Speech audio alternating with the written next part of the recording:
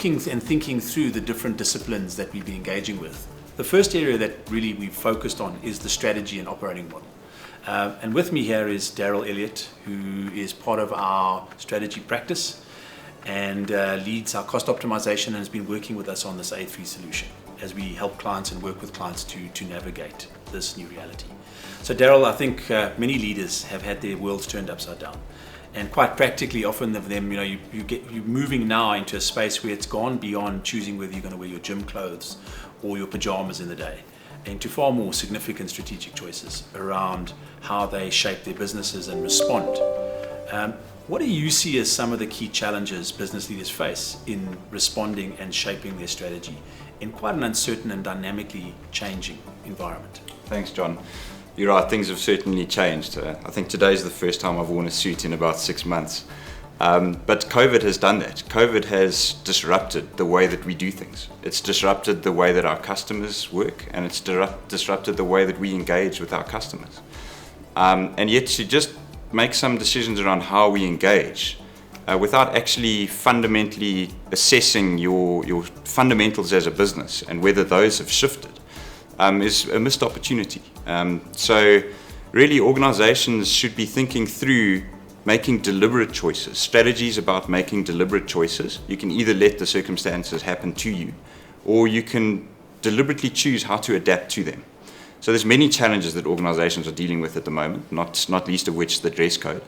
But certainly two of the more strategic ones in my view is firstly the business portfolio of an organization and whether that portfolio is still fit for purpose.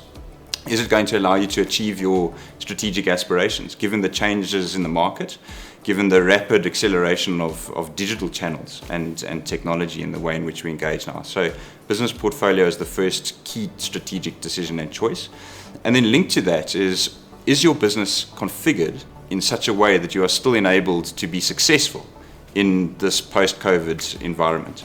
And that means taking a deliberate view of what are the most strategic capabilities that you need now that will allow you to invest in the right places, to manage your business and manage business performance and actually build resilience in your organization for an uncertain future.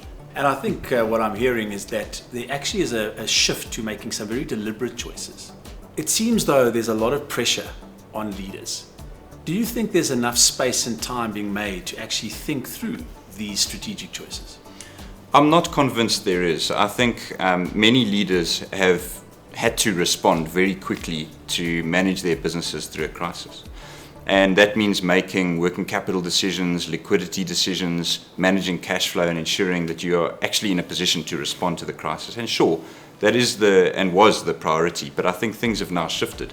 And are leaders actually spending enough time thinking about the future that they're now going to land in and being deliberate about making sure that they get to that future and are successful in that future? I don't think so. I think they can spend a bit more time thinking through the strategic decisions really that are now founded on a changing scenario. You mentioned shifting the way you configured and the operating model. If you look at that, what are kind of the biggest impacts you're seeing on the operating model? Well, I think it really comes down to what capabilities you need to be successful in achieving your strategy. And an operating model, simply put, is the configuration of capabilities to enable you to achieve that strategic intent. So the question really becomes, what are those strategic capabilities that you need? Especially with the rise of digital and the rise of digital engagement channels, access to capabilities is now shifted. You don't need to get capabilities in the city or the town or even the country that you operate in. In fact, capabilities are globally accessible.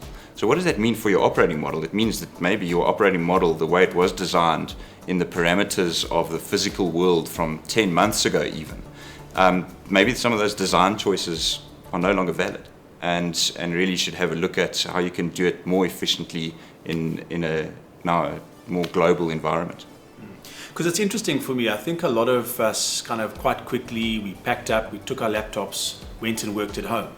But I suppose, what does that mean in terms of the opportunities it's creating and how we want to configure ourselves going forward, right? Does it change the way we work, who does that work? And I think for us, that's very important from a future of work perspective. But if you were going to start looking at where you think the biggest opportunities are for organizations, to either optimize or to try to accelerate their digital future, what do you think those are? So I think it is somewhat industry dependent. There are some industries that are very physically bounded. And yet even in those industries, like tech mining, for example, where you are at an operation and you're at a production site, there are many roles and activities and capabilities around that you no longer need on site.